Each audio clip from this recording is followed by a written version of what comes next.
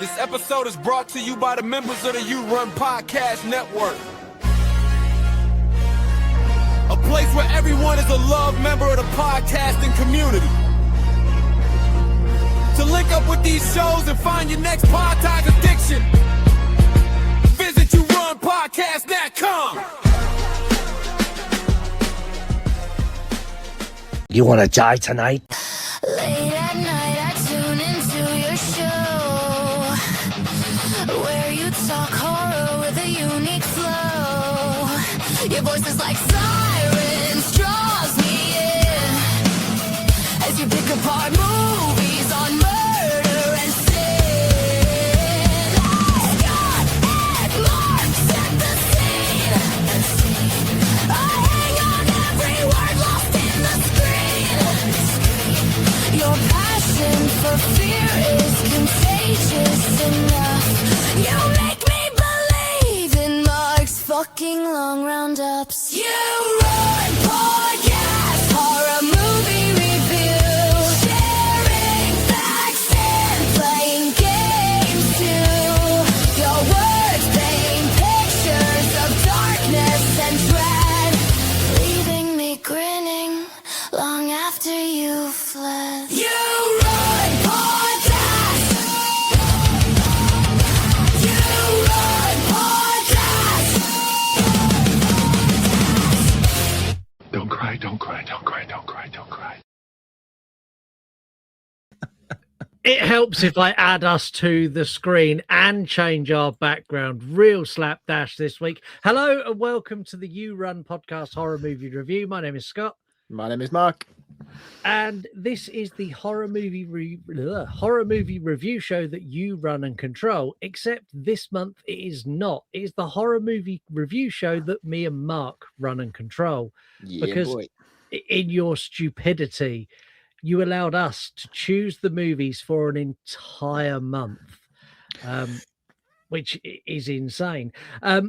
We bring you episodes every Tuesday. This month is going to be movies entirely chosen by us, and they go out on all podcast platforms and on YouTube.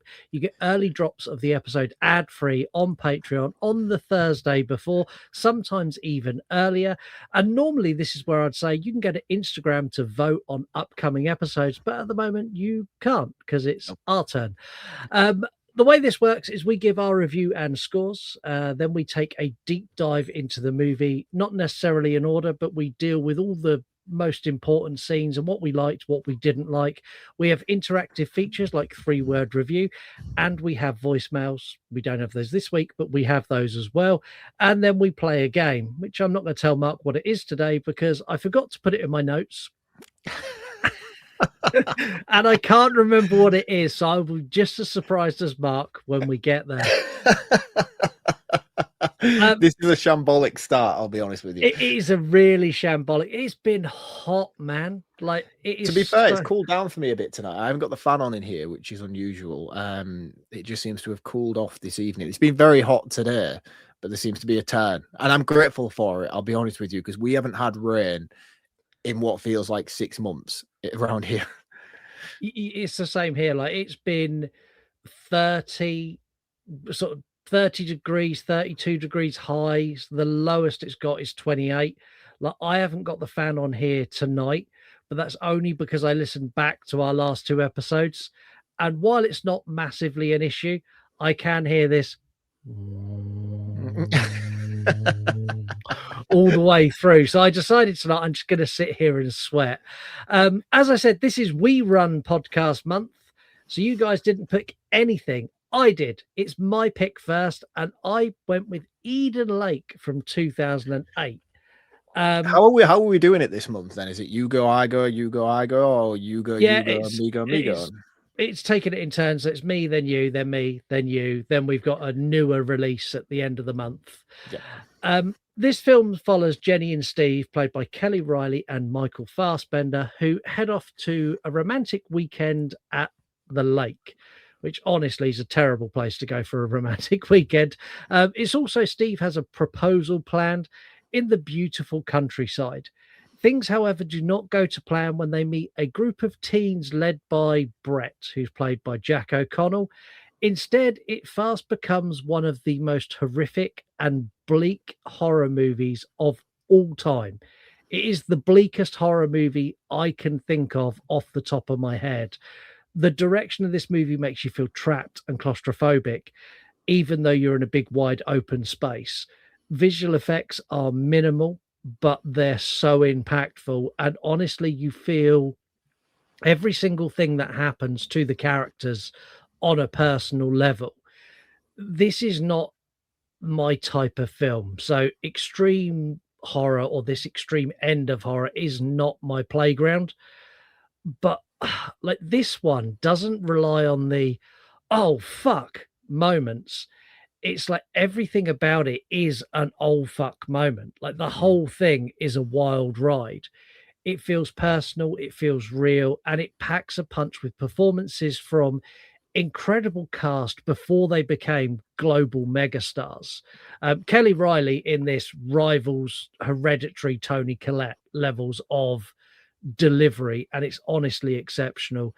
This is a rough watch, and this episode is going to contain talk of things that are just horrific. And I can't say that I ever rush back to this film. Like, it's Yep. one of those films that if I see it 9 times out of 10, I'll go, nah, and I'll No. keep scrolling.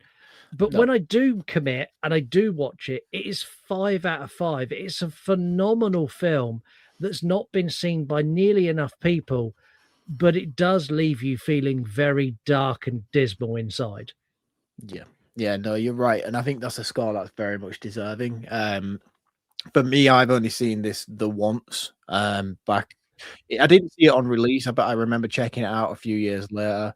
And it is grim, you know, and I haven't watched it since.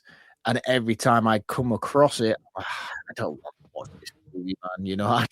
And that's not because it's a bad movie, but it's just the place it puts you in mentally throughout. There's no let up. But when you're in it, you're very much in it. It's a fantastic film, you know, but it just leaves you feeling dirty.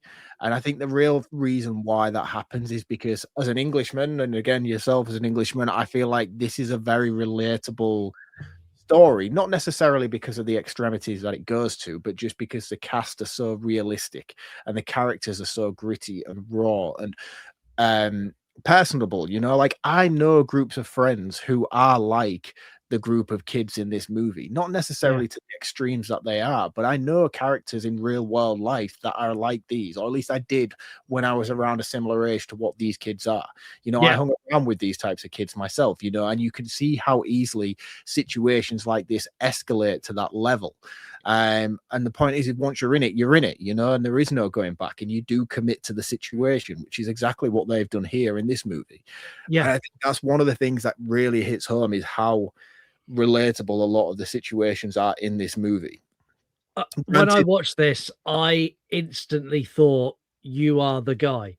And I am the guy as well. When the teens are kicking up and he's like, come on, lads, stop being a dickhead. All the way through my head is like, yeah, I'd do that. Mark could do that without hesitation. Yeah, because that group mentality situation was very prevalent to me. I was one of those kids. Street beating is a term that is used here in the UK, where like that's what you used to do as a teenage youth. It doesn't happen now because like kids just don't go out like they used to. But we used to go out street beating, and we'd be out till early hours in the morning, whether that be just doing stupid juvenile adolescent shit, like being just absolute idiots, you know, causing damage to properties and cars and terrorizing people and like just being a chav, you know. And it was like that was the world I grew up in. And granted, we never killed or hurt anybody, not indirectly, you know, but we did a lot of property damage and we did a lot of stupid shit growing up. And you can sort of put yourself in this situation and you can see how only it takes just that one complete nutcase in the group to round up the troops, to get everybody else rallied behind them, to do something so stupid. Yeah. But again, once you're in it and you've started, there is no going back from that situation. You've got to commit to it. And it's just very raw. It's very real. And I think that's one of the reasons why I find this movie such a hard watch, is because it is so relatable in a certain way. It could have been you. It could have been me. It's that Yeah, sort of movie. you know, not necessarily the Jack O'Connell character, but quite easily one of his many men stood around him who thinks that they're an innocent bystander and they haven't done anything. But, you know, before you know it, you're just as culpable as everybody else. And it's dark on that level, I think. And I think that's one thing that's so exceptionally done with this movie is the writing is flawless throughout. You know, I think it's perfectly paced. I'll talk a bit more about the pacing later on, but I do think it's perfectly paced, but there is something that I do feels a bit off.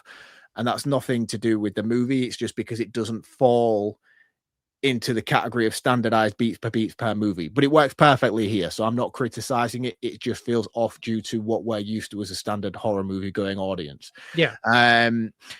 I think the casting is fantastic. Fassbender, I've never seen a bad Fassbender movie. In fact, I've seen The Snowman. That's a terrible Fassbender movie, but even in there, he's fantastic in it.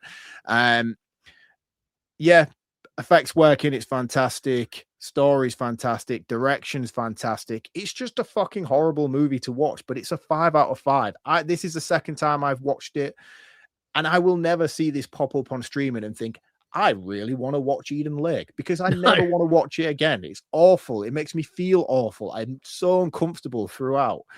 But it's a fucking fantastic movie for that reason. And I don't know how well this movie translates to American audiences. I'd love to hear. If you're an American listener and you have seen Eden Lake, please call in and let us know your thoughts on how this translates to you. Do you have kids, teenagers in your areas that are similar to this? Because I just can't imagine. I feel like British teenagers are a very unique group of people in terms of in terms of the behaviors and the things that they do and the things that they get away with. And don't for one second American audiences think that this movie is far-fetched. This is not. This is a very, very real case of this is how British teenagers act. Not to that level of murderous, but they're very savage and arrogant and so fucking ignorant to elders and rude and think that they're invincible. Like, this is very realistic. And I think that's why the scenes that happen in this movie hit so hard. And again, I would love to know an insight from an American viewer of how it portrays to them. But anyway, we'll talk more about that later on. But as I say, it's a 5 out of 5. I'm well with you on this, Scott. It's a flawless movie. It's just not a nice movie to watch. No, it's a horrible movie to watch. And I'm going to give you some insight into the US now. So this got a theatrical release in the UK and a small theatrical release in the United States, over 1,000 theaters in the US. It cost $1.8 million to make. It grossed $3.2 million worldwide. So it didn't make a huge amount of money. It made a bucket load when it went to streaming. Of that $3.2 million, $7,200 come from US audiences in its entire 4-week theatrical run. That's mental. But again, I just, British horror is a very unique horror sort of spectrum. I think the only real massively successful ones are things like 28 Days Later, Shaun of the Dead. Yeah. What That's others? it. Descent, I would say. Yeah, but again, that only translates because they've added an American character. Without the American character, does it? Possibly Dog Soldiers, but then again, you're stretching, man. You're stretching with Dog Soldiers, I think. You know, it's just, and the thing is, those movies are great. And I'm not just saying that as an Englishman and a Britishman who watches these movies. I just think like they're very overshadowed by American horror. But when those horror movies like this, like Eden Lake, is clicked onto, it's a phenomenon, you know, and top 10 lists always include Eden Lake. Yeah. Whether it's written by a British person or an American person, like this is when people do get round to watching it, are very much encapsulated by it. But, you know, I don't speak to enough American people to know what their initial take is on this movie. And I'm really, really curious about it. Yeah, I am as well. So make sure you call in for that.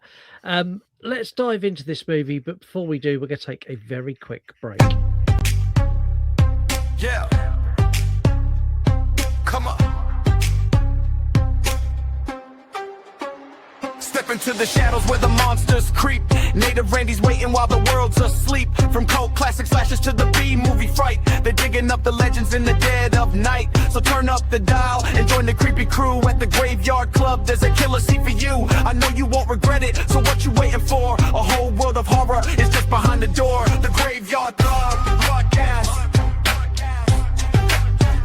The Graveyard Club podcast. The Graveyard Club podcast. The Graveyard Club podcast.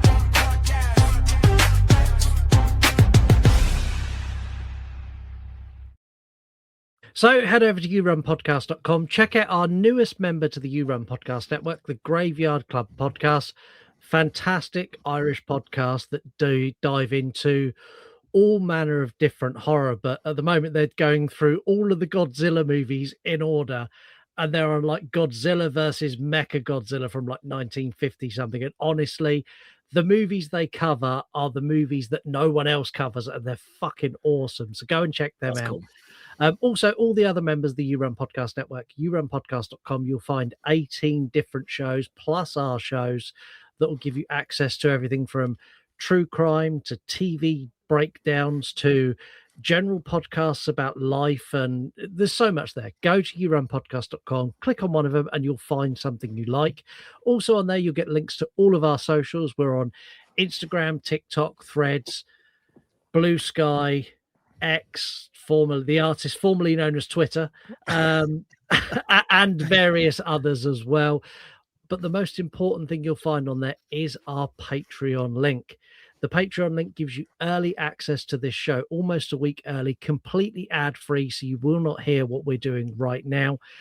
You will also get Patreon exclusive episodes like You Run Extra, where me and Mark dive into whatever you tell us to on Patreon. So you can literally go, Scott, Mark, we want you to talk about what you've done this week, and we'll talk about that. Or you can say, we want you to talk about The Matrix, and we'll talk about The Matrix. Like, it's not horror related. We'll do whatever you want. It's really that simple. When you're a Patreon member, you can literally go, do that. You also get extra voting rights and extra power over this show, especially around new releases. And yeah, it's a really cool place to go, and you get early access to literally everything. Also, it puts a little bit of money in our back pocket, which we use then to improve the show and to have wonderful experiences that we can then share with you on Patreon. Like this year, you are paying for me and Mark to go for Love of Horror. I think we're going to have enough to get us a meet and greet each, and you're going to pay for all our beer. So, like, just think of that. I don't even know who's going to For Love of Horror this year, to be honest with you. I haven't We really are. looked into. Well, we are, yeah. It's We like are. it could literally be the lowest grade guess. It won't be, but it could be the lowest grade B movie schlocky guess, and only 3 of them, and we would have the best time ever, and they would become our best friends and go on the beer with us. Yeah, I love For Love of Horror, man. It's a great place to be. I get in early. I get straight around the market, do a quick whip around to make sure there's any cool shit I want to pick up, and then that's it. Straight to the bar. You lie. The first thing you do when you go in is you go straight to the bar, and then you walk around the market with your beer. Yeah, okay, all right, okay. Well, let's go around the bar aided. So I go and grab a beer, and then I do the market. That last year was good though. Last year was good because I know you weren't there, but I picked up some good VHS last year. And that's why I like to get in the market early, because there is a few stores that have like shit like that kicking about. So I'm like, straight in and just check for any VHS tapes that I ain't got that I need to add to the collection. So yeah, market's cool. But I don't really know who's there this year in terms of guests. Usually they have like a theme. Like the year before when me and you went last was the Lost Boys, which was really cool. And they had like Dog Soldiers and Blair Witch and stuff. I'm not too sure. I don't know whether it's just because it's not been fully announced yet. I might be wrong. I think it's because I've not really been looking. But again, we'll be there. So if you are going to For Love of Horror in November, make sure you look out for us. Come and say hello. Like, come and have a beer with us. Come and have a wander around the market with us. Come and join a queue and queue up to get a signature with us, because we're going to be there for we're going to be in a hotel the Friday night. On the Saturday night, we'll be at For Love of Horror, and we will be at the event. I the after may party, yeah. and the after party. I may very well leak our hotel information, and if people want to rock up at our hotel for some beers the night before, we'll No see. one wants to stay at our dog shit hotel. You will love it. It is the Spread Eagle. But that like it's the perfect. Like I remember the first time we booked it, and you're like, "Where we stayed?" I'm like, "The Spread Eagle." And you're like, "Mate, fuck off. Where are we actually staying?" I'm like, "No, we are staying at the Spread Eagle. You're gonna love it." Yeah, and it was the most dire experience of my life. And then we did it again for the second year. No, we didn't. The second year we had somewhere a little bit more upmarket, and it didn't just feel right. It didn't feel right. And then last year you didn't come, and I was like, "Do you know where I'm going, dude?" The Spread Eagle. And I went back, and it was great, and I loved it. So yeah, well, that's where we're staying this year. Come join us. Get a room at the Spread Eagle, and It's going to be a blast. So go and do all of those wonderful things. That is the end of the advertisement for this episode. The way I normally do episodes is I've gone away from long form notes now. I haven't done that for ages. I've got like bullet points. There are no bullet points for this movie whatsoever on my page because everything in this movie is burnt and seared into the back of my brain. That I've seen this movie a handful of times. I will never forget the things I've seen ever. No, it's bleak, man. It's bleak. But as a traditional fashion, let's start at the beginning. I think the beginning is the best place to start. So we meet Jenny and Steve. Jenny is a school teacher, and you see her playing with the kids, and she's really nice and she's really happy, and she's your normal, like, primary school teacher. She's like, "Oh, hi, I'm Jenny, yay!" And the kids are like, "Oh, Jenny, you're amazing." And then we meet Steve, who's Michael Fassbender, and he sat outside waiting for her, and he's got an engagement ring and he wants to get married. And he's like, "Right, come on then, we're going to take our drive out into the country." And they go to what most like these little country towns have become now. There's not a fucking lot there, bar your local population, a pub, a couple of shops, a cafe, and whatever landmark is near. Like in this instant, it is the lake, and it's just it's a really pretty town. But you can tell when they pull in, you're like, it's a bit scummy around here. I don't like it. And even Fassbender himself was like, "Oh, well, like this a couple of years ago, you know." Yeah, last time we stayed here was lovely. Yeah, last time I came here, there wasn't chavs cutting me up on their bikes when I'm trying to drive down the road. I have a bit of a conflicting issue with the bikes thing because, like, so the bikes cut him off, but then later on again, like they cut him off almost instantaneously as he pulls into the Airbnb in a car and Nikki's car parking space. And then again, when you see them later on, they're on bikes, and it's like, are they on bikes? Are they on cars? What are they doing? They were the ones who took the parking space were the older brothers you see at the end of the movie. They weren't the little kids. Right. Okay. Apologies. That makes sense. So, like, everyone who's involved in this movie is in this pub at the beginning. Everyone, the dads, the parents, absolutely everyone is there. And I didn't notice it until this time. Yeah. So, like, there's a scene in this pub. So they go in, they go to get a drink, and Steve can't get served. Yeah. And Jenny goes and stands at the bar. The barman's like straight over, like, "What would you like, madam?"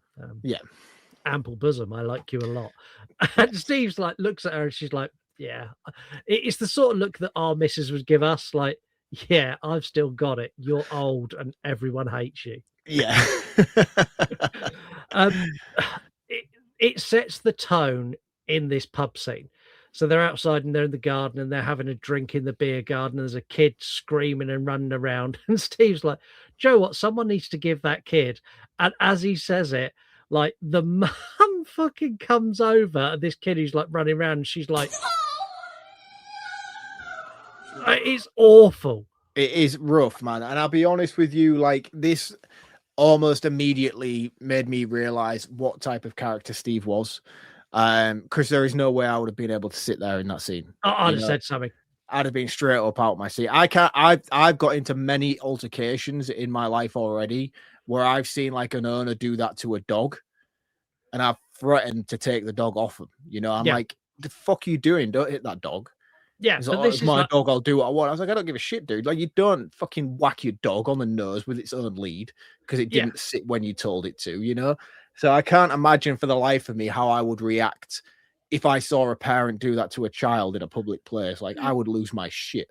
Yeah, I would as well. Like, me and Lisa watched this together, and I said to Lisa, I'd have said so. Lisa went, I'd have been sat there going, oh no, oh no, oh And like, no. the most wildest thing is I don't know what this is trying to represent, because like I grew up and my parents used to hit me. I used to get slippered and all sorts, you know what I mean? Chased up the stairs into my bedroom if I was misbehaving and stuff, you know, like it was the norm. I couldn't, in my wildest fantasy, ever consider even doing that to either of my children, you know, like ever, you know, like I just don't know how my mother or my father must have felt in the aftermath of a situation where they've just hit me for misbehaving or being a child, you know. And like I say this, like my parents hit me, I didn't get beat up, you know what I mean? But like if I answered back or something like that, I would have got a clip around the back of the head, you know. Yeah, but I would never do that to my children, no, ever. And like to think that this was a thing and it was a norm, it's just bizarre to me. It's wild. And the stupid thing is, like, if I raised my hand to my kids, like especially the younger two, if I raised my hand to my younger kids, they'd look at me like, what are you doing? Like, they'd be so confused because they'd never seen it. Like the older boys, it's different because like I play wrestle with them, and like if Kane walks past me, I'll give him a dig in the ribs. It's different now. Yeah. Like yeah, you know, I play a fight with the kids, and like there's times where I've done that, you know, but in playing situations where you're like, whoo, you know, ninja, you know, but like I would never in a threatening way. No. And like in terms of discipline in my house, like I don't feel like there's a need for me to be like that authoritative figure where the kids need to be fearful of me in order to get the behavior out of them that I require.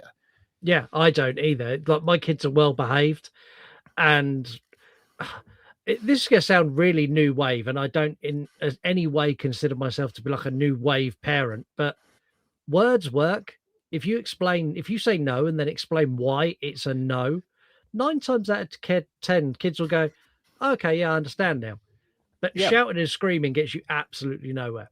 Like you just don't win that argument that they shout and scream. And I think that's the difference. Like we are much more educated on how to deal with conflict with words. Whereas parents in the 80s and 90s was like, my dad gave me a slap when I was naughty. I'll just slap him. It's easier. Slap him, say no. It's a proven theory, though. It just doesn't work. You know what I mean? It just doesn't. It has no impact in terms of how bad were you in comparison to your kids? A million times worse than my children. Yeah, like especially as a teenager. Like we've had teenage boys, and we've had a couple of things where I'm like, oh, it's pretty bad. Like they've done something really bad. And Lisa's like, yeah, but how was that compared to you? And like they are saints. Like they are absolute saints. They've never come in like steaming drunk. They've never been brought home by the police. They've never been found in a field, passed out in a bottle of white lightning and vomit. Like none of that happened. They've never really got in fights. Like they've had a couple of scuffles, but at their age, like when I was 14, 15, I was scrapping every single weekend with someone. Exactly. I think I'd done a few nights in the cells by this point, you know, like not because I was like a thug, you know, but I just got caught. Exactly that. And like I think this sets the tone of like it's a rough area. It shows Steve for the sort of guy he is. He's very much I'll turn a blind eye and pretend I didn't see that, which annoys me. And he does it a couple of times. Like he does it almost instantaneously. So they go to bed, they get up the next day and they drive down to the lake and they're chilling there and they're quite happy. And a couple of teens and a dog arrive. And the dog, man, like when that dog comes over, they're laying there and they're sleeping, and all of a sudden the dog's like,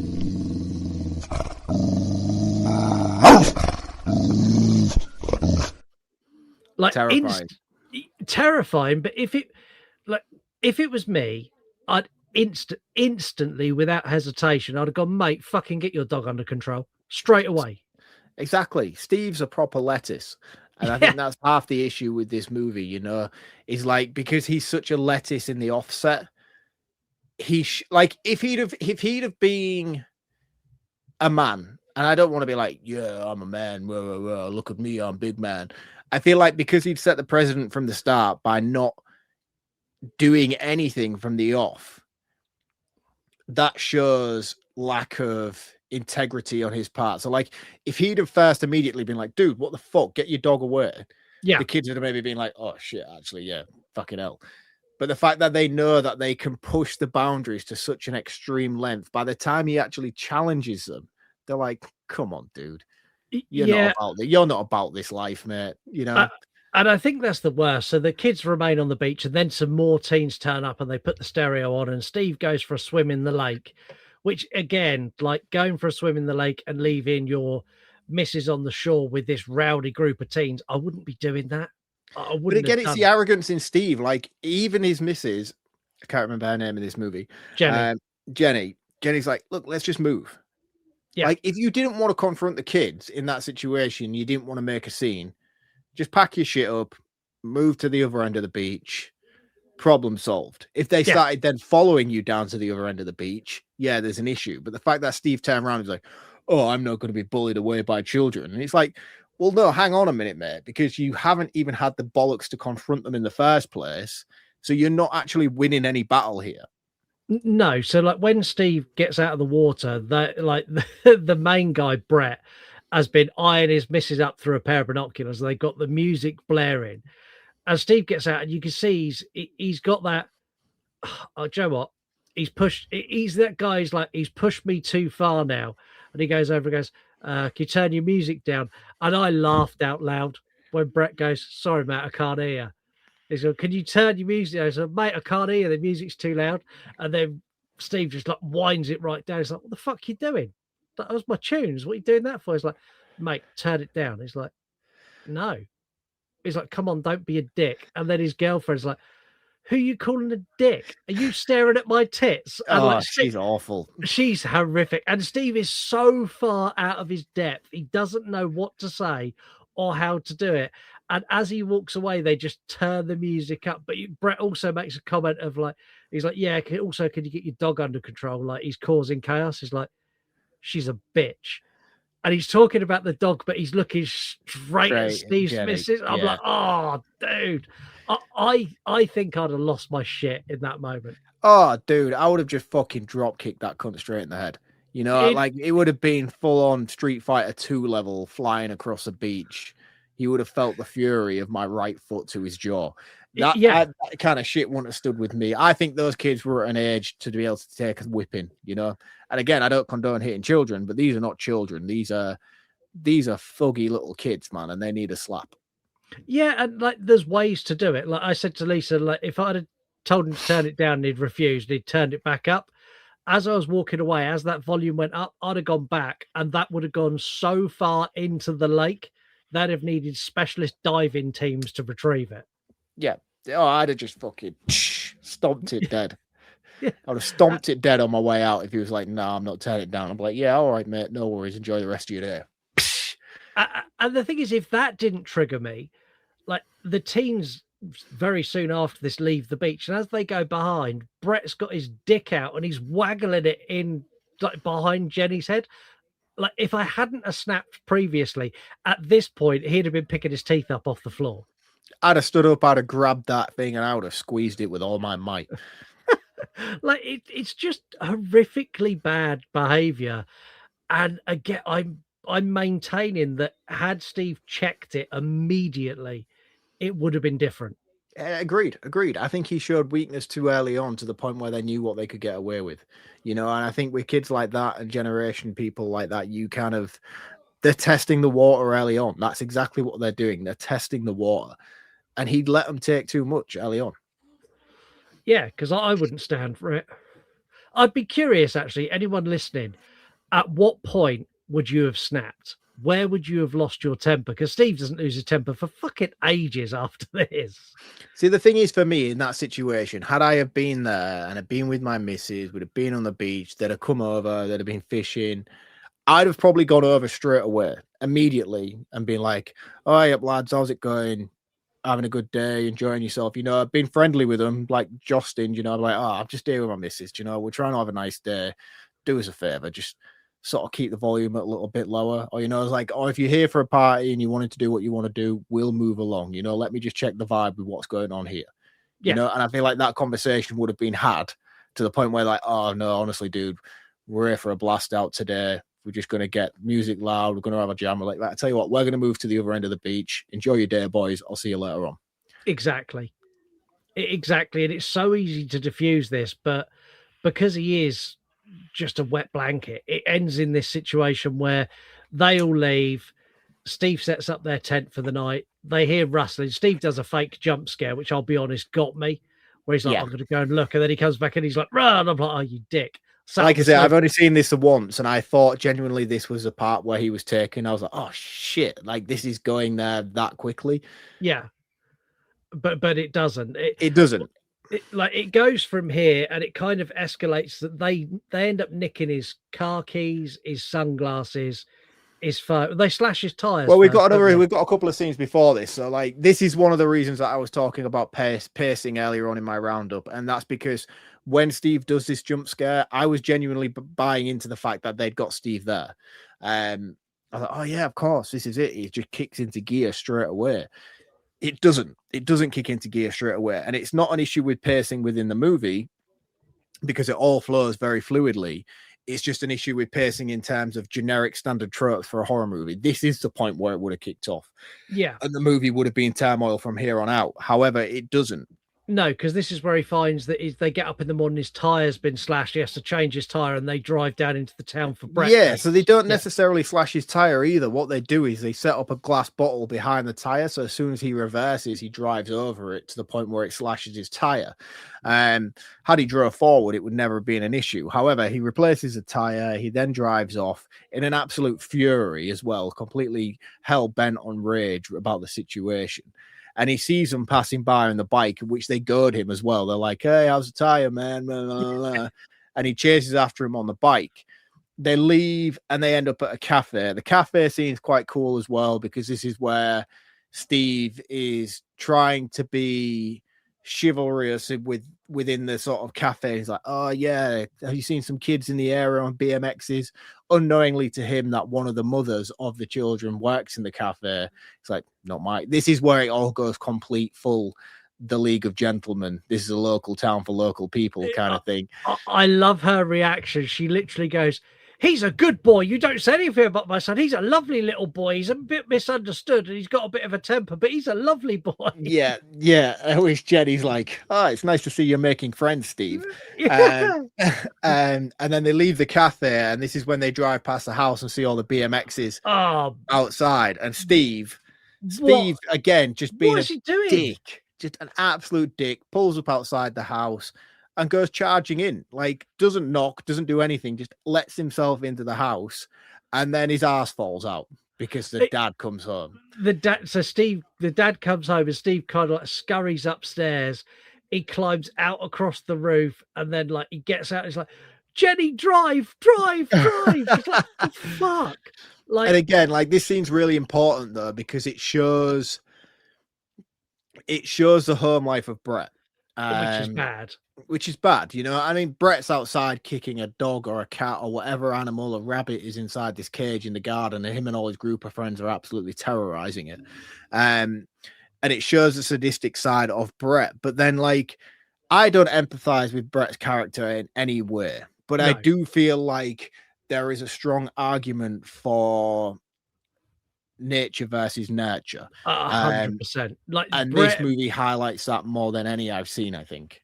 They've taken the thing that happens with real life serial killers, where it is a bad environment leads to a child lashing out, hurting animals, then leading on to hurting people. And they've delivered it in a way that in 2 scenes you go, oh, I get it. Like, I still don't like him. I don't empathize with him at all, but I understand. It's a little bit like Jeffrey Dahmer. He had a really bad upbringing. I don't in any way condone what he'd done, but I understand how he got to where he is. And like, I think that can be said for a lot of serial killers. Ed Gein, for instance, Ted Bundy, you know, they all have this sort of really sadistic, traumatizing childhood upbringing. that puts them on this path. You know, I mean, Sleepaway Camp is a prime example of how a character could go from where they are to how they end up Yeah. due to the trauma they endure at home. And I think this movie does a fantastic job of setting that up in such a subtle way. You know, it doesn't hammer it home. It's such a brief scene, but you immediately understand what it's trying to convey from the instances that it shows you. And yeah, Brett's dad's a fucking dick, man. He's the worst, and confirms he's the worst. Like, he's the worst to Brett, and then at the end of the movie just confirms that he is actually the worst. Like, he is. I want to talk about that, but we'll talk about it at the end, because again, this time around watching it, I have a different perspective on the ending of this movie. It's bad. Like, it's horrifically bad, regardless of how you perceive it. But it was a different perception that I had, you know, and it was a whole Nelson Mandela sort of Mandela effect sort of thing. Nelson Mandela, not Nelson, just a Mandela effect sort of thing. Nelson had nothing to do with it, I promise. It was just a Mandela effect kind of thing, where I had a perception of what this ending was and why it happened the way it did, to now seeing it for a second time and being like, oh, actually, hold on a minute. That's not what I thought the ending of this movie was. It still doesn't take away from the ending in the slightest. It's just as horrific, whichever way you play it. But I have a different opinion on it now, seeing it for a second time. Yeah, it goes from here, and they end up going back to the beach and they're camping, and it leads to a confrontation when the teens come back, and there's a lot of pushing and shoving. There's a couple of knives pulled, and the dog. Well, they've already nicked his car at this point, haven't they? Yeah, they have nicked his car at this. Yeah, they've nicked his car at this point. So they nick his car when he's at the beach, and then he traipses through, following the sounds of the car to find it. Yeah, they nearly run him and Jenny over, and then they find the car, and then all partying in the woods later on. And I'll be honest with you, this scene's cool as shit, man. Like, I love this scene purely because of the fact of Brett, and Jack O'Connell's performance is just outstanding. You know, he comes and he's like, look, man, I don't want no trouble. Give me my phone, give me my keys, give me my wallet, and we'll be on our way, and we'll forget any of this ever happened. He's like, don't know what you're talking about, mate. It's like, come on, man, let's not do this. I don't know what you're talking about, mate. And then Brett puts the sunglasses on. He's like, are they my Ray-Bans? It's like, nah, my Ray-Bans, mate. I'm like, oh, you're such a fucking dick, man. And I know the attitude and the persona he's portraying as well. Like, I get it, you know. And he's like, he puts the sunglasses on, and then this is when it all starts, because Steve sort of feels this sense of, I'm the big man, you're just a bunch of teenagers, and one of them pulls out a knife. Yeah, and then the scuffle ensues. The thing is, Steve does this all wrong. So Steve reaches over to try and snatch his stuff back. Like, I know that Brett's just put on my Ray-Bans. I'm willing to sacrifice my Ray-Bans. I'm going to break them. Like, they're going to split straight down the middle as I bust Brett's nose across his face. And then when he drops my stuff, I'm going to pick it up. Like, that's how that should have gone down. But I mean, the thing is, that's the thing, though. Like, Brett is the leader.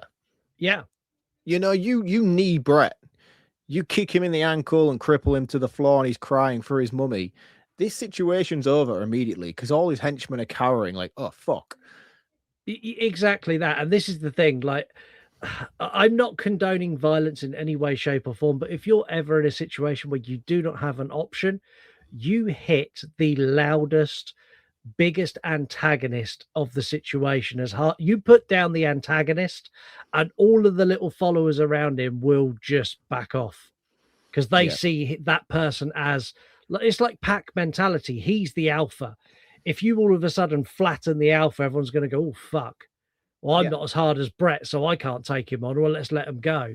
But he doesn't. There's this scuffle, and as you say, a knife gets pulled, and then the dog gets involved, and Steve stabs the dog. And, like, the dog was an asshole, but I've got an issue with Dogstein. Dog didn't deserve to die. Bad owner, not bad dog. Yeah, no, I very much agree. I mean, I Am Legend still traumatizes me to this day. I very much hate dog deaths on TV. But this one wasn't so bad for me, you know, because I have like a stigma against certain types of dogs anyway. And I remember growing up being like very fearful of Rottweilers. Yeah. It's like any dog that has that, you know, because like Rottweilers have that lockjaw thing. Yeah. And I remember being very fearful of dogs that had lockjaw, where like basically it bites and it locks its jaw, and no matter what you do, you are not getting that off.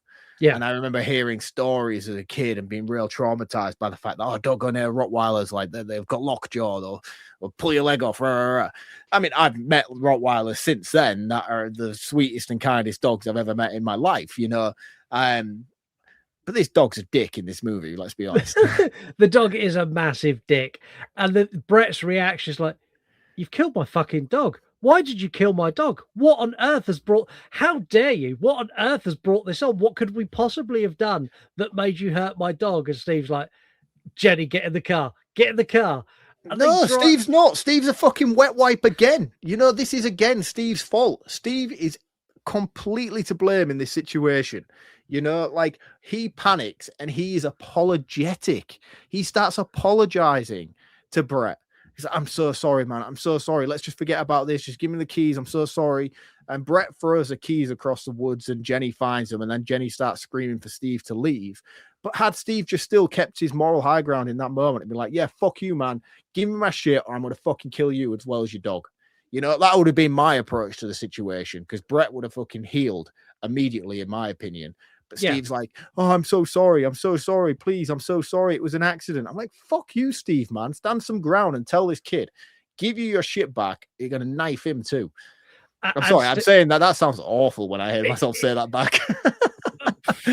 Well, what can I say to that? That's rough, buddy. Like they get in the car, and not only is Steve a bit of a wet wipe, but he can't drive. Like they drive off through the woods. Like he has this moment where he's struggling to get up the hill, but they drive off through the woods and they're getting away. Like at this point, the kids have smashed the car and they're trying to get in, and they've got out of the mud.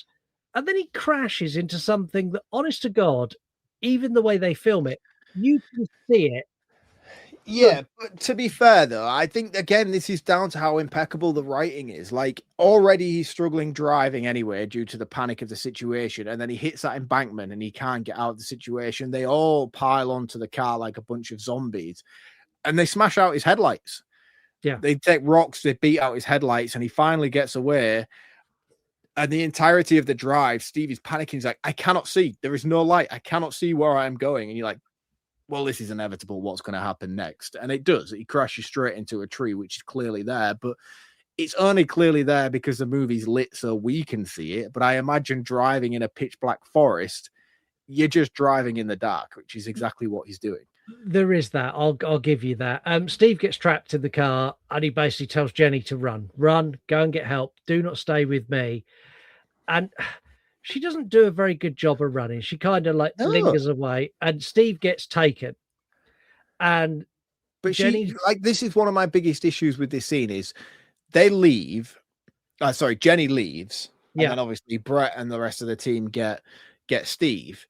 But Jenny hides, and I don't think like this movie does a very good job of displaying Jenny's shock, because what they're trying to represent is she is so shocked that she is frozen still.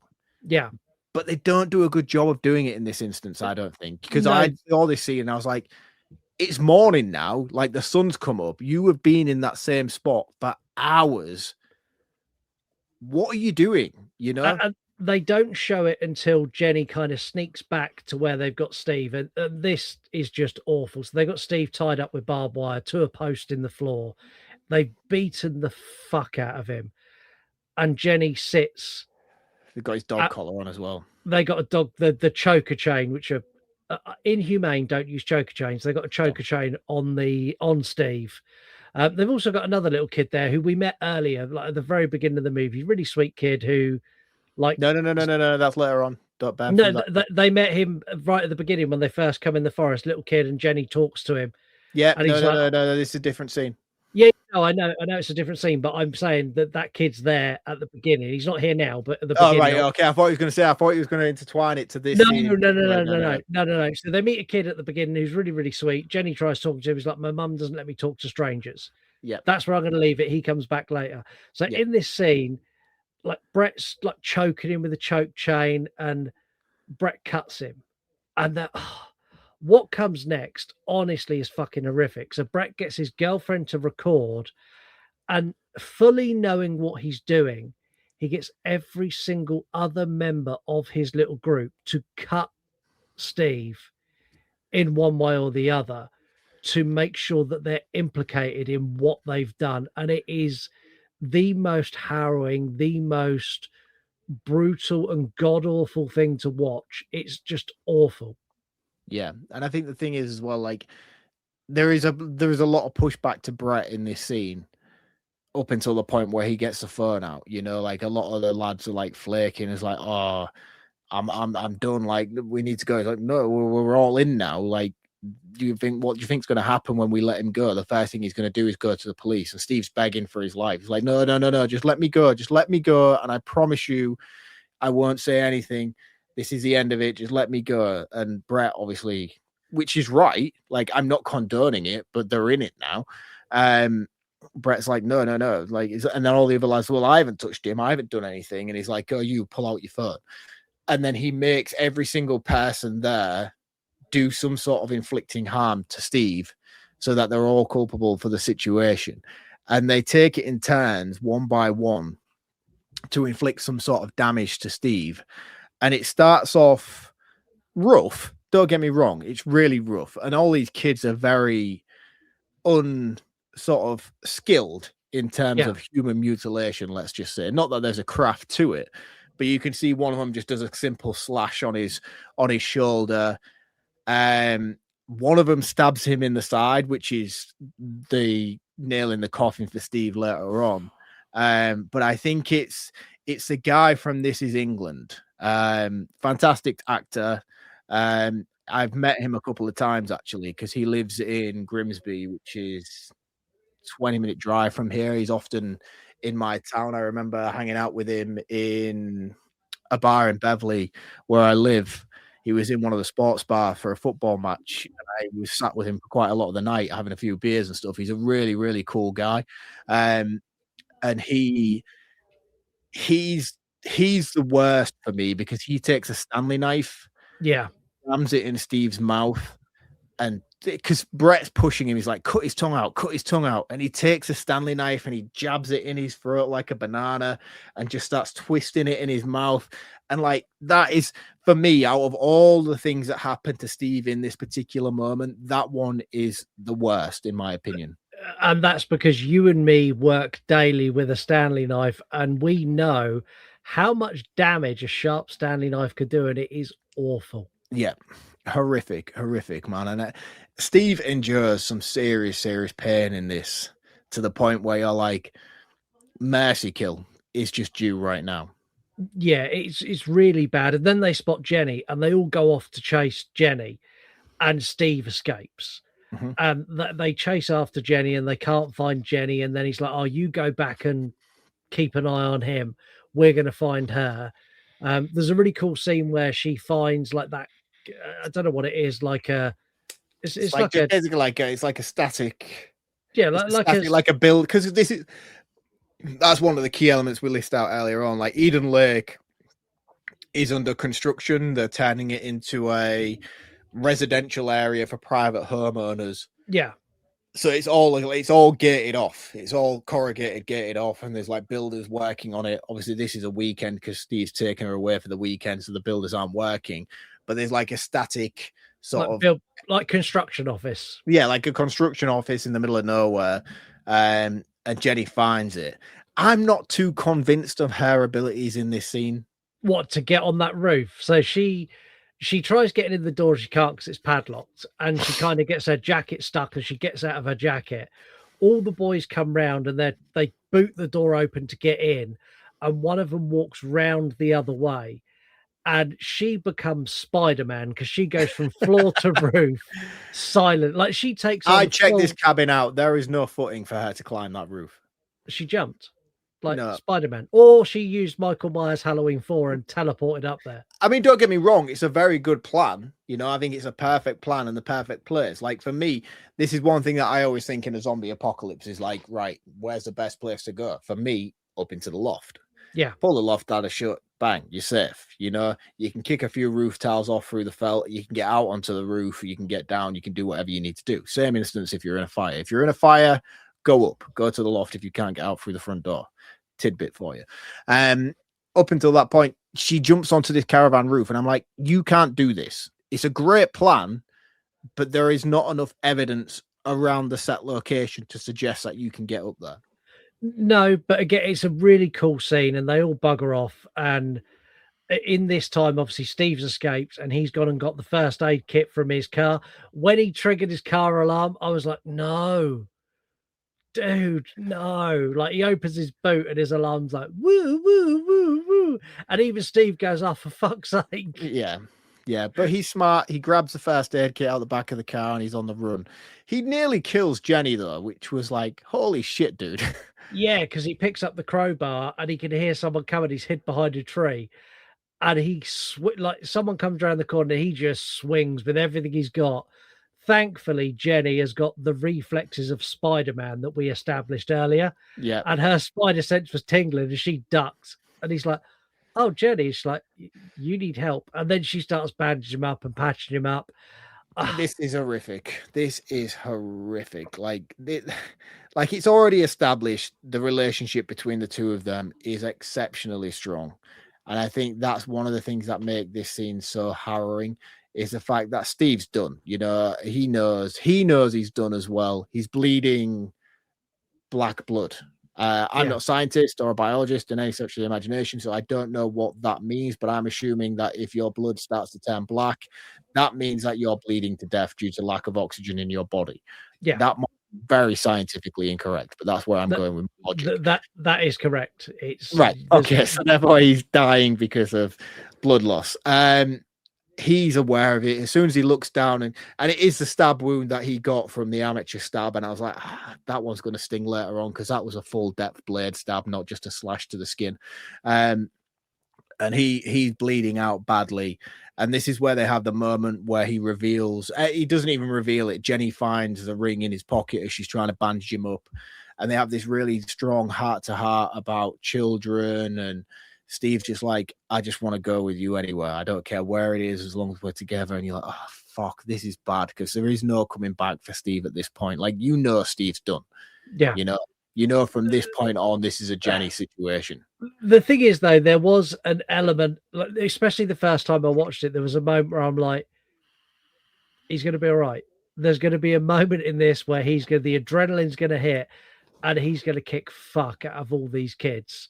And it's not until they get to, it's kind of like the little like fishing, bird watching thing that's on the side of the lake, and the boys get in and they end up in the water down below. You just see the blood in the water, like he's been bit by jaws. You're like, fuck, this dude is losing blood by the second. Yeah, and it was at that moment where I'm like, he's not going to make it. And I just want to applaud Fassbender as well for his performance in this, because while he's in that hut, his performance is incredible. Like the gyrating of the body and just the sort of like hypothermia level of performance he's giving of just like, it was just incredible. And then he's in the water with them while the guys are on the top in this fishing cabin, and he's just there, just dying in the water, man. And like the guys leave and she pulls him out and she buries him with leaves at the side of the bushel, and she's like, just stay here, I'm gonna go get help. She puts the engagement ring on. She's like, look at me. Look, we're going to get through this. And I'm like, oh, fuck, man, don't give the guy false hope. Like, he's done. He's dead in the water. And yeah, Fassbender's just outstanding throughout this. And so like Kelly Reilly, she's great. Went on to do Yellowstone, and she's so good in that. I had a huge crush on her in this. And in Yellowstone, her as Beth Dutton, oh my God. Like, it's so interesting as well, because like I have this real weird, like not even weird, but like this obsession with Beth Dutton at the minute. I'm like, oh God, you are an absolute goddess. Yeah. And then watching this again for a second time, like, oh, holy shit. Yeah, you have always been a goddess, even before you were famous. I didn't know that was you. You are incredible. I think that watching it after I've watched Yellowstone is harder, So like the first time I watched this, I didn't know who Kelly Reilly was. I'm like, I hope you like get a bit of fight in you. But having seen her in Yellowstone, where all she's got is fight, Yeah, seeing you her have in to this, imagine like Ian Lakes and like an origin story for her. yeah, but like I'm watching this going like, why have you not just turned around and gone, do you know who the fuck I am? My name's Beth Dutton, motherfucker, and kick the shit out of him. She tries to run. Like I love this cat and mouse game through the woods where they chase her and then they lose her and then she gets away and then they chase her again. Like this whole sort of 10-minute cat and mouse segment is the most tense and the most horrific because like the things Brett is saying, like when I get you, like I'm gonna have some fun with you, then you're done. You're like, oh dude, just stop, stay away. Like it's just awful. And the worst bit is when she does finally decide to fight back, she hides in a bin, which is fucking awful. Like when she comes out of the bin, she's absolutely minging, like covered in shit and Well, no, moldy. before the whole bin scene, this is where we get the scene where she meets the kid from earlier on. Oh, where they, yeah. So she meets this young boy earlier on in the woods, which Scott's already mentioned. And he's like, yeah, my mum didn't let me talk to strangers, but he's previously been bullied by the group of teen boys. So you have to assume that he's got this sort of resentment towards them. So when she finally meets him, you're relieved. You're like, shit, she's out of it now. This is it. Like he's got help, you know, like he's like, oh yeah, my mum's coming to pick me up. Come with me this way. You know, my mum will be here soon. And he lures her to like this sort of pit area within the forest. And she's like slowly starting to twig on that things don't feel right. And she's asking for his phone. He's like, oh, I've got no signal. And then all of a sudden a message pings through, which you have to assume is now coming from Brett. And she does too. She grabs his phone, and then the next thing you know, Brett and all the rest of the teens are sort of stood on the higher bank around her. Yeah. And you're like, oh shit, man. And this is it. She goes to run, she gets whacked by one of the guys and knocks her out cold. She comes around, and her and Steve are tied to the base of a tree. I think subconsciously I was trying to skip past this because this is horrific. It is the hardest scene in the movie. So they're tied to like this tree stump and they're back to back. And Brett just sets them on fire, just tips petrol over them and sets them alight. But the thing is, he doesn't, though. He doesn't, because that's the thing that Brett does so well in this movie. He makes everybody else do everything for him. Yeah. You know? And this poor young boy who's lured her there clearly wants to just be accepted by this group of people, unwillingly, like knowing that these are the most fucking serial deranged people you can possibly want to associate yourself with in a small community town so isolated by the general public. This is all he has, and all he has is their acceptance. And he's like, Brett's like, you need to be the one to light it, you know? Yeah. Like, if you want to be in with us and you want to be accepted, this is what you need to do. And he makes his poor lad try and light it. Eventually he does, and he starts on Steve's side, and Steve's dead at this point. And Steve starts setting on fire, burning from his leg upwards. And it's incredible to see all the rest of the characters like, oh man, that stinks, you know, like it doesn't smell like sausage and bacon on a barbecue, you know, like some of them are starting balking and all the rest of it as Steve's just burning alive. But the ropes that are binding him and Jenny to the tree start to get ablaze, at which point they break and Jenny can manage to free herself. And Jenny runs away. She doesn't just run away. Her escape's fucking fantastic. Yes. She grabs a flaming bit of wood out of the fire and fucking waggles it in Brett's face. She's like, come on then, bitch, what you gonna do? What you gonna do? And with that, she takes the rest, like some of the petrol, tips it on the floor and fucking lights it. It's like this big ball of flame, and she's like, I'm gone, motherfucker. Yeah. And she sets this wall of fire and runs away from it. And this is where it took a turn that I didn't see coming. Like Brett grabs this young kid and he's like, you come back here or I'm going to kill him. And all that went through my head is like, this kid's led Jenny into this. She's not going back for him now. Her fiance's just died. Like, this kid stitched her up. she's not going back, but Brett's like, you come back or I'm going to set him on fire. And you see him tip the gasoline over. And it then cuts to Jenny running through the woods. And all you hear is this kid scream as they set him alight. And I'm like, oh my God. Yeah, it's harrowing, man. It really is. And again, it shows how unhinged the situation has become for Brett. You know, like he knows the level of deep water he's in, and the only way to isolate it is by disposing of Jenny and Steve. You know, so he's got to the point now where, like, shit, she's gone again. Like, I need to get her back. And he knows she's going to show empathy towards his character. And she does, in a sense. You know, she gets to the top of the hill, which is enough distance away. And this is where you actually see the footage of the kid. So he grabs a tire and shoves it around his arm. So, like, the tire's there, so he can't actually fight and free himself. And you just see this kid just burning in fire. And Jenny just crumbles, man. She just crumbles under the weight of what she's experienced. And it's awful, man. It's a really, really awful scene. Yeah, it is. And this is where I expected, like, they do such a good job in this film of teasing hope. So this is where they Jenny almost becomes John Rambo for a period of time. Like, she's evading him like she's fucking been in the jungle for 20 years. Like, this is where she hides in the bin and gets covered in all the shit. Yeah. And all the teens are there. Like, Brett opens the bin and says, oh, that fucking stinks. And she's in there. And then he walks away and she gets out and she picks up the shard of glass and wraps it to have a knife. And this is where the most reluctant kid of the whole group comes up behind her. And I think he's going to help her. Like, he's at the point now where he doesn't want to be involved anymore. He's like he's got that look of, I know I fucked up. Like, he wants to talk to her, and she turns around and just fucking stabs him in the neck. Yeah. Like, and she watches him die, and you see her go from sheer rage to, oh no, Regret. what have I done? To, I need to get out of here. And her acting in this moment, considering there's no dialogue, is phenomenal. Yeah. And I think this is it as well. Like, I was very much in a moment of, fucking hell, how are we going to start seeing some diminishing of characters at this point? You know, because I don't feel like Jenny as a character is equipped enough to start wiping them out like this is a I spit on your grave style revenge movie, because it's not that type of movie. No. So to see this character go out like he did, which was done on done on sort of reflex. Instinct and reflex.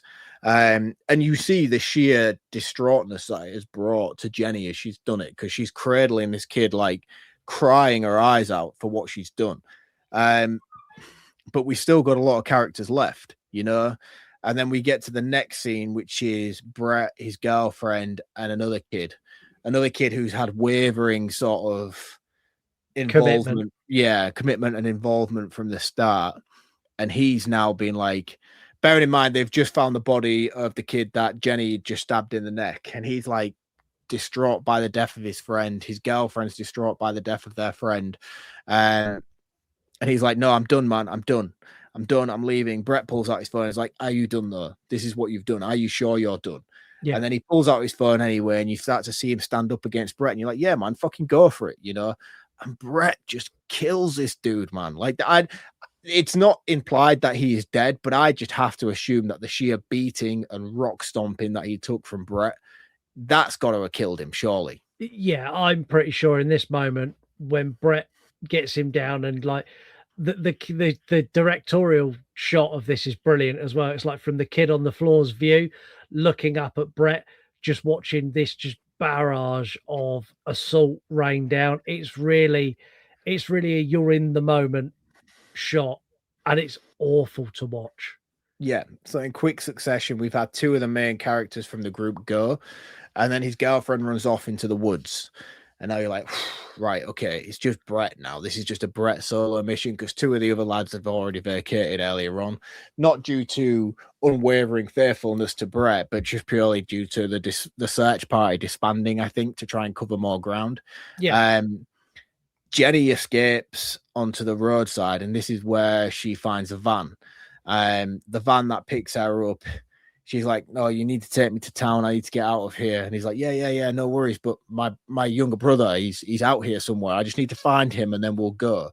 and he takes her back to the opening gates of the construction site. Yeah.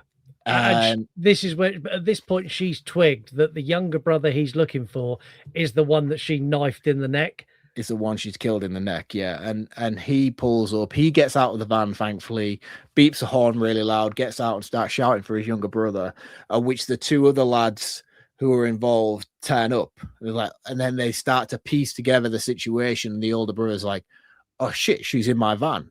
Thankfully enough, Jenny's quick-witted. She gets in the driver's seat and she drives off. And you're like, yes, thankfully, you are now free. You are escaped. Yeah. At which point the girlfriend runs out in the middle of the road. Jenny just screams an almighty scream and just mows her down. And I'm like, you know what? Yeah. I don't have an issue with this at all. No, this is a moment where you're like, stop, reverse over her to make sure, then go. Like, this girl is arguably as bad as Brett. She has been an instigator and someone who's been egging it on all the way through. And she's a great actress, but man, I fucking hate her on the level I hate Brett. But you see, the thing is about this movie, like that's one of the most appealing things to me, is that every single character throughout, even her, are so vile. They're so disgusting, but they always get that moment of redemption to the point where you're like, you're just a kid, man, and you're just being influenced by this horrific situation that you're just going along with. The girlfriend being one of them, you can clearly see her fall apart when she finds the body of her friend, and Brett just lose it and kill her friend again. She's just like, this is not me, and this is just an act. You get that from the kid that Jenny kills. He's like, what the fuck? You get that from the kid that Brett kills and actually like stomps, and you even get it from Brett again at the end of the movie. Like, they're just kids, man. They're just kids wound up in a horrific situation due to neglect from parents. And the movie slowly introduces the level of neglect that the parents provide for them, like, because all the time this is going on, the parents have no idea where they are. So let's talk about Jenny's escape, because that kind of ties into where I am with the parents. Yeah, see, I think if this movie was set in 1984, I wouldn't bat an eyelid. Like, this was 80s parenting. I was out in the late 80s, early 90s. My family had no clue where I was and no way to contact me, but that was fine. Like, but they didn't give a shit because they knew we were safe. Yeah. So Jenny escapes. And she ends up at a house. She basically, she stops, goes into her house, and this woman comes out. Oh my God, love, what's happened? Oh, come in. Do you want a drink? Fucking hell, what's happened? Oh, we'll sort you out. Don't worry. Jenny's like, call the police. Like, no, don't worry about the police. We're going to help you. We're going to make sure you're okay. And she's telling the story. And as she's telling the story, she's turned up at like a house party for all of the parents of all of the children that have been involved in this. And there's a moment where Jenny sat on the sofa and you see she's starting to piece it together, and she ends up going to the bathroom, and on the way to the bathroom she sees a photograph of Brett. Well, it's a dog that sets her off first. There's a dog, a Rottweiler. So she hasn't actually divulged any information about the ordeal she's been through. She just comes around and she's just in a panic asking for the police. And then she comes around in a state, and then the dog walks past and she starts getting flashbacks of the events that have unfolded. And the dog goes to the food bowl, and you can see that there is two food bowls. One's Bonnie and one's Clyde. And then you're like, oh shit, shit, this is the house. This is Brett's house. And then she looks up to the mantle and you can see school photos of Brett on the side, and the panic that starts to come over her. And then one of the parents gets a phone call. And she answers the phone and she goes off into the other room. The parent are then getting delivered the news that one of their kids is dead. I don't know whether it's the brother who turns up who's made the phone call or what, but the parents are now starting to twig onto the situation. She says, because cleverly as well, she's like, oh, I'm feeling sick. I need to get up and get out of this room. And Jenny wanders off into the bathroom, trying to find an escape. There's no window, so she tools up with a cutthroat razor that she finds in the bathroom cabinet. While she's in there, you can hear the noise of the parents in the party and the outside of the room starting to piece together the information of what's sort of gone on to a certain degree. And then this is where they kick the door down and they get Jenny. Brett's dad drags her out and he holds her by the throat and he takes the razor off her. And even at this point, there was a part of me that had hope. Like I'm watching it going, she's like, especially first time, she's going to get a way out of this. There's a way out of this. There's a way out of this. And like all the parents are arguing, like, we need to call the police. And Brett's dad's going, no, we deal with this ourselves. And Brett turns up and Brett's like, that's the fucking bitch. Right. And he's like, you go to your room. And Brett goes to give him a bit of attitude and she fucking backhands him. And then he's like, right, we're going to sort this here. And Jenny's crying her fucking eyes out. She's like, they started it. They started it. He's like, yeah, well, we're going to finish it. And he drags her into the bathroom. One of the other dads follows. And then the last dad, who's the most reluctant, he goes in. They close the door. And you hear the screams as Brett goes upstairs. Like, Brett is irredeemable for me here. He can hear Jenny's being killed in his downstairs bathroom. And he's in his mirror trying on the Ray-Bans, giving it a bit of, yeah, I look fucking good. And I'm like, oh, dude, you need a fucking kicking. Yeah. So there's two instances here, which again, the Mandela effect that I had with this movie. One of them was Brett, as he's putting on the Ray-Bans. I always envisioned the ending of this movie, him crying. Yeah, or no, shedding it. He doesn't show any remorse. No, he's smug as fuck. But I remember him in my mind after the first watch showing remorse and him breaking down in this moment as he's putting the glasses on. He puts the shades on and you see the tears roll down his eyes. That doesn't happen. And that was a theory that I had in my mind of how it played out because of the realization of the situation. No, not all. No. The other issue I kind of remember differently was the parents, especially the father of Brett. I always remember in my mind him knowing what the situation was, knowing what Brett had done, but him covering up to protect his children from going to prison. That's how I perceive the ending of this movie. However, this time around, that's clearly not the case. Yeah.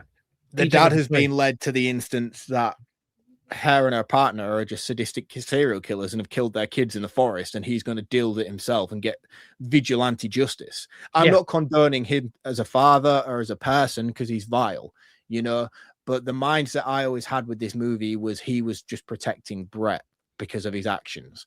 That's not the case at all in this movie. He's under the illusion that these two people, Jenny and Steve, are the villains.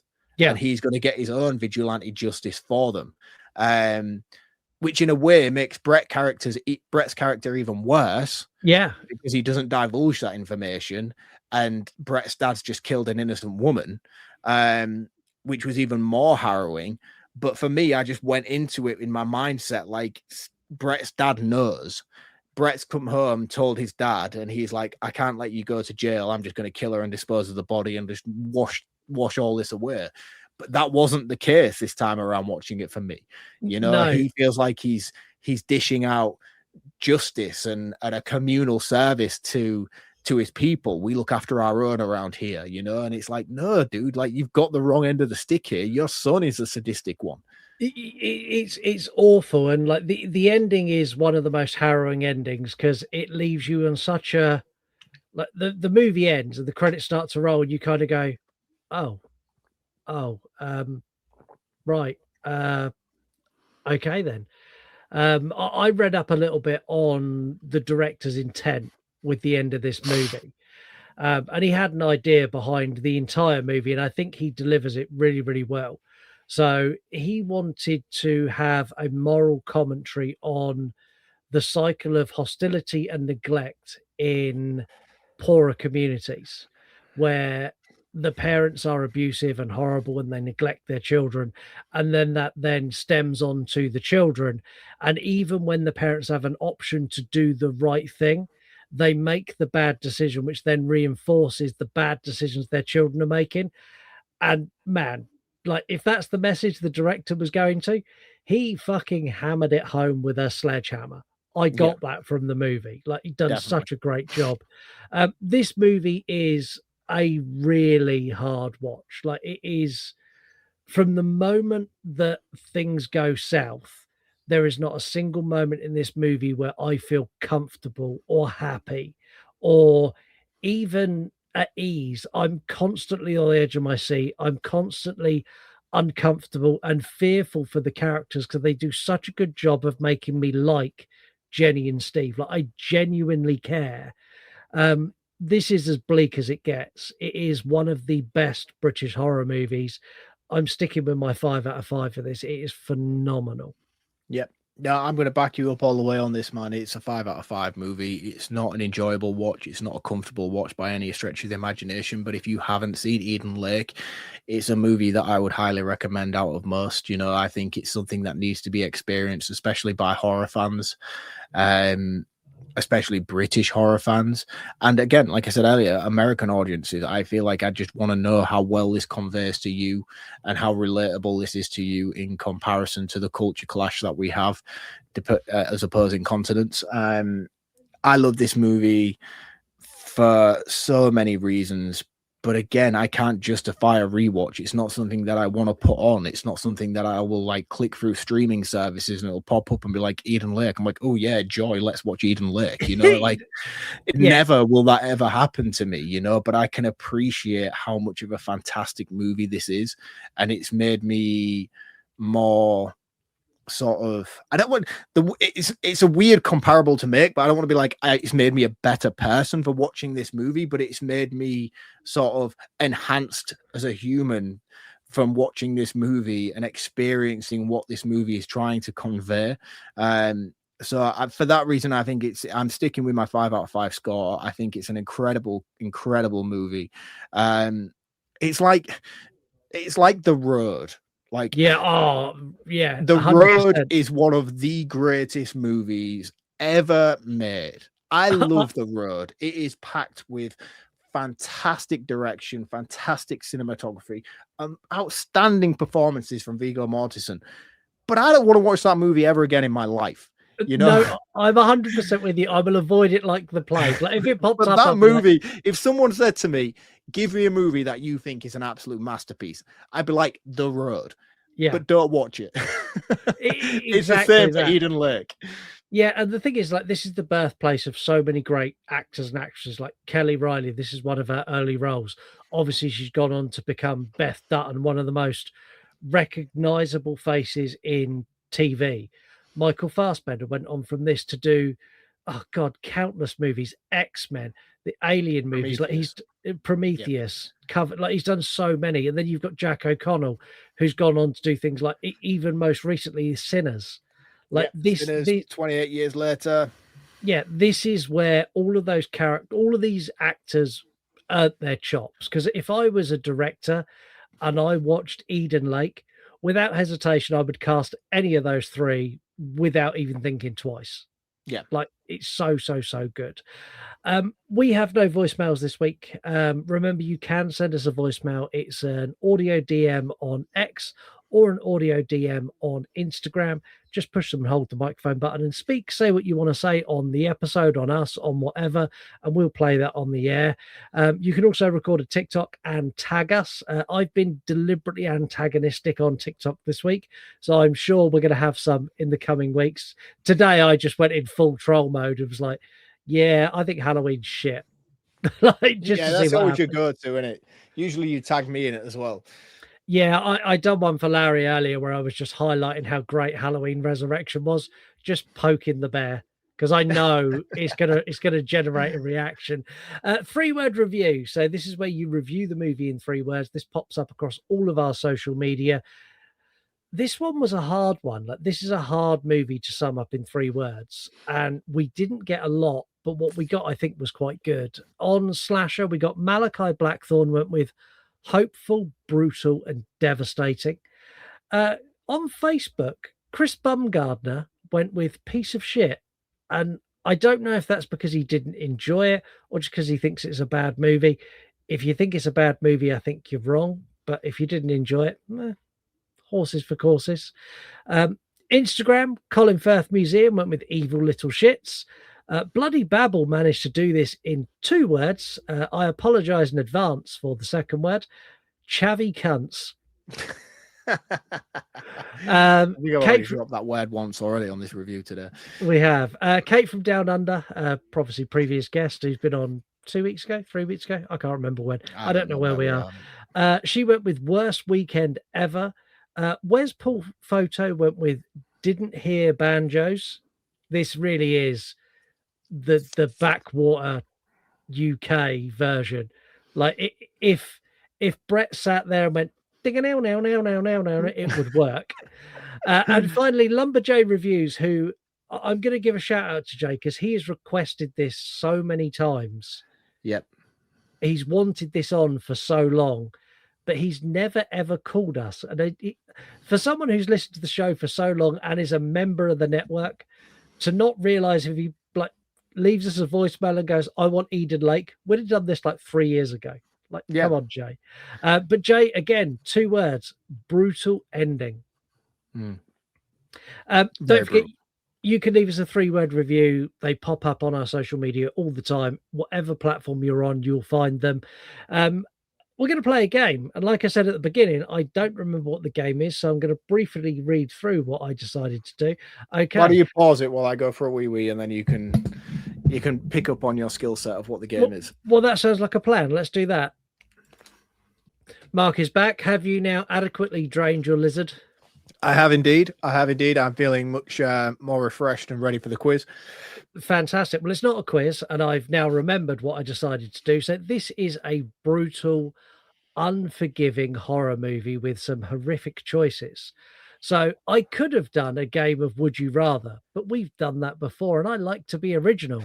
So I'm going to give Mark some scenarios, and we're going to see if Mark would do these for £10 million tax-free in cash.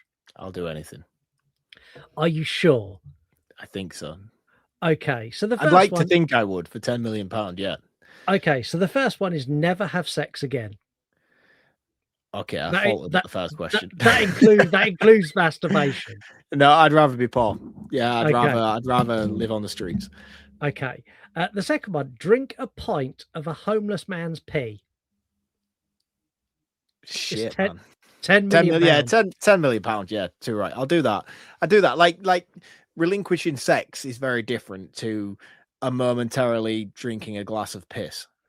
Yeah, like I told you, we bought the slushy machine, so I had slushy cocktails What, you when I come putting up. hobo piss in your slushy machine? No, I had slushy cocktails when I was coming up with these, and I've realised that when I've just read the next one. So for £10 million, will you grow penises on your back and make your back look like a dick stegosaurus? Do I get the same feeling from the main penis? Yes, so you have a main penis, then you have 9 penises So on I your can back. like have sex 10 times at the same time and have that same euphoria. Yes. Yeah, all day long. Give me a back penis. I'm up for it. Right, so you'll do that. Imagine them all going off at the same time. That would be incredible. It'd be like a firework display. It would in my mind. Never drink alcohol again. This includes mouthwash.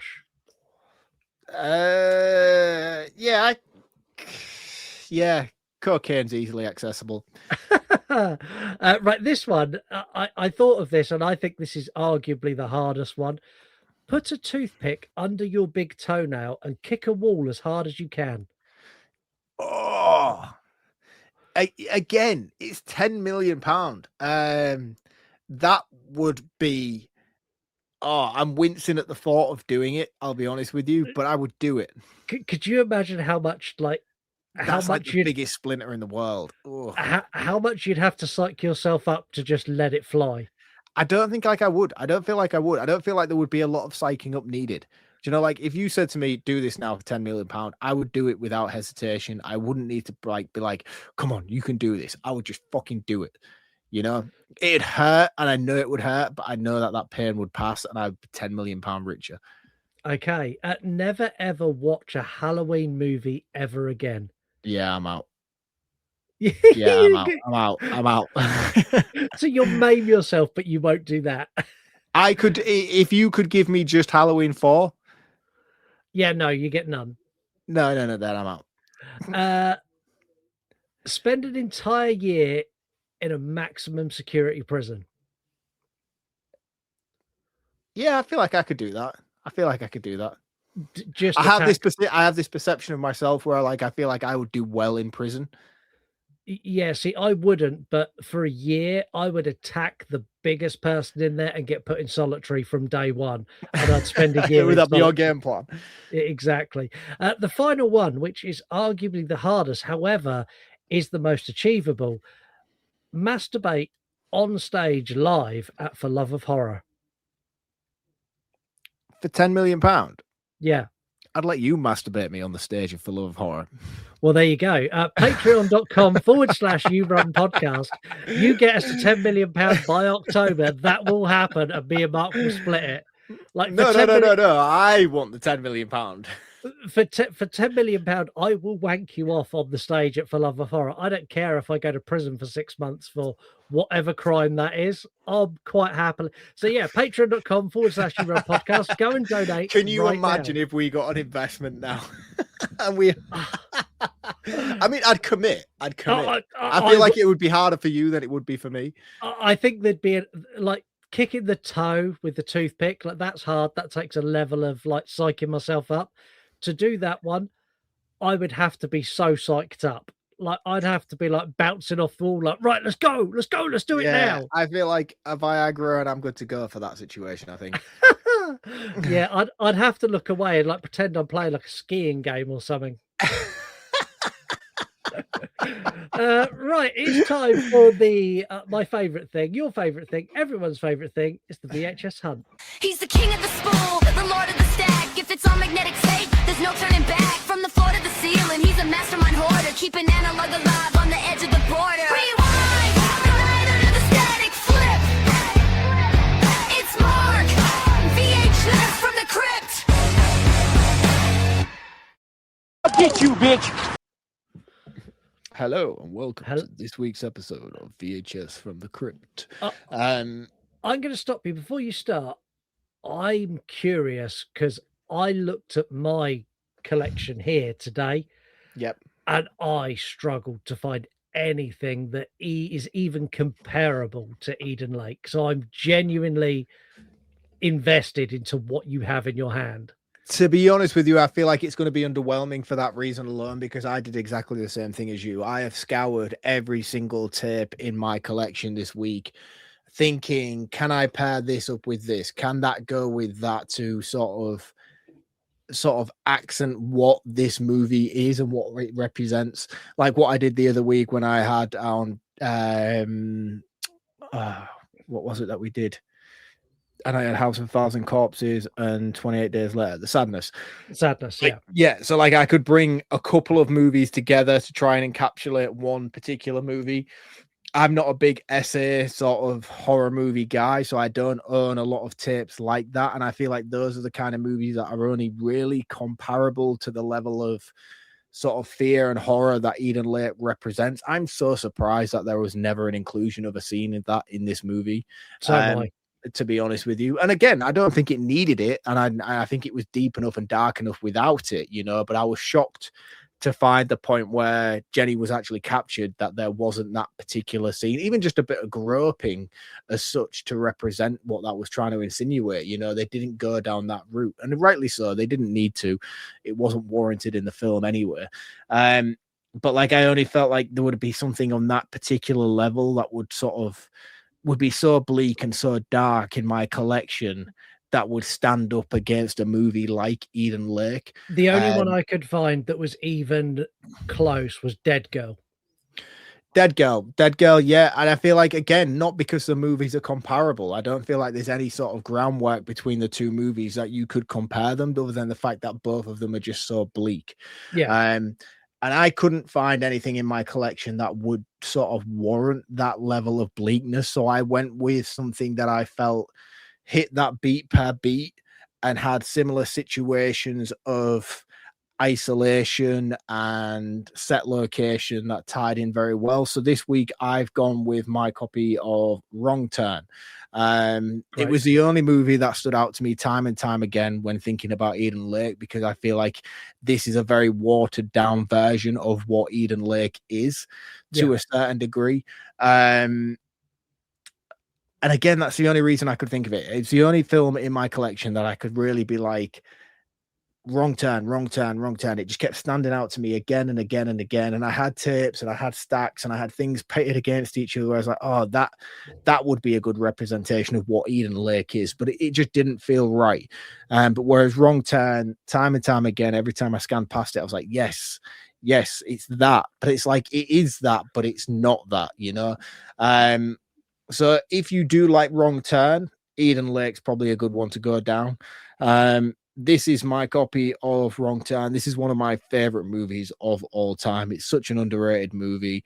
It's one that I watch more regularly in this VHS room than probably, actually, no, that's a lie. Halloween 4 is the one that gets watched the most. But other than Halloween 4, I think Wrong Turn is the one tape that gets played the most because it's just such a good background movie.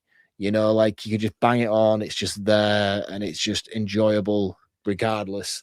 But again, it's also one of our best performing episodes ever. It is. So if you haven't checked out our Wrong Turn episode, please go back and recheck that out and listen to what we had to say on the Wrong Turn. But yeah, that it's a weak edition this week, but that's only because I've struggled so much to find something that would justifiable to what this movie represents. But I think Wrong Turn is about as close proximity as I can get to with something that feels right. If you showed Eden Lake to a US film producer and said, make an American version of this, you would end up with Wrong Turn because they would dial that was my thinking so far. Like they would literally take everything and go, we need to dial this back like from 11 to like a 5 to make it hit with US audiences. And I feel like that's why my thinking was with it. Like it is the same movie, but not, if that makes sense. Even down to the home invasion that Steve does, that's in there too. Yeah. You know, there's a lot of beats that correlate with what there is in Wrong Turn. And I think that's why I was drawn to it so much this week. I just think Eden Lake is a movie that stands out so well on its own that it's such a difficult segment of the show for me to find something that is comparable to it. And it's not something I usually struggle with, you know. There's a million tapes that I own in here that I can think of to pair up and be like, these two would work as contrasting to represent this particular movie, or I can even times out of 10 pin it down to just one movie if it's not the movie that we're covering already. But the fact that this movie was so unique in its own sort of rawness, I really struggled to find something that would represent it in a way that was justifiable. I think you nailed it. I think it's a good pick. I'm pretty pleased with the pick that I've chosen this evening. So that is it for this week's VHS from the Crypt. I've gone with Wrong Turn, so check it out on both accounts. Yeah, go and check out the movie. Go and check out our review of the movie. Also, go and check out at VHS from the Crypt on Instagram, where Mark shows off not just one, but many of his extensive and now ridiculously valuable collection of VHS and merchandise and everything else Mark has got. So go and check out at VHS from the Crypt on Instagram. And a new thing we're doing, if you're too lazy to go and do that, in the episode description, there is a link that will take you straight to Mark. Like, just go click on where it says Mark. Yeah, it says Mark.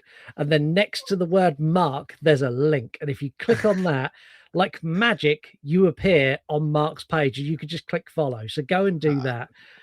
Very kind. That brings this week to a close. We're going to be here next week watching a film that not only have I never seen before, but until Mark told me about it, I had never even heard of it. I didn't even know this existed. And I am going in blind. I haven't watched a trailer. I haven't read a synopsis. I know nothing at all. The movie is called Underwater. Oh, so fucking good, man. I'm so excited to do this movie. I'm so excited to do this movie, man. And I hope it doesn't fall flat because, like you say, it's one of those movies that people don't know a lot of, and it came out and it flew under the radar, and I'm so shocked as to why it did, because this movie is fantastic, and I don't want it to be one of those episodes that flops. So if you are here listening now, please go watch Underwater in preparation for next week's episode, because once you see that movie, you are going to want to hear me and Scott talk about it. I promise you that. Okay. And whatever it does, there is no way in the world it will flop as hard as our Hollywood Chainsaw Hookers episode. So if you haven't listened to that, go back and listen to that, because it is by far the worst performing in listener numbers, the worst performing episode we have ever put out. I saw you put a post about this earlier on today. Why? What? I don't get it. Like, in terms of numbers, is it that bad? It's less than a third of the episode that lives above it. Wow. Like, it's literally like the whole world went, nah. I don't want to listen to Mark and Scott talk about Hollywood Chainsaw Hookers. Yeah. I get it, man. I get it. And I think that movie is very massively mistitled. Yeah. But yeah, go and listen to that as well. We're going to be back next week with Underwater, which I've never seen. But until then, have a wonderful week. Stay safe, do all the good things, avoid the lake, and we will see you next Tuesday. See you next week, guys. Bye-bye. You want to die tonight? You're on podcast. You're on podcast. Late at night, I tune into your show where you talk horror with a unique flow. Your voice is like sirens, draws me in as you pick apart movies on murder and sin. Scott and Mark set the scene. I hang on every word, lost in the screen. Your passion for fear is contagious enough. You make me believe in Mark's fucking long round ups. You run podcasts, horror movie reviews, sharing facts and playing games too. Your words paint pictures of darkness and dread, leaving me grinning long after you fled. That's rough, buddy. You run podcasts.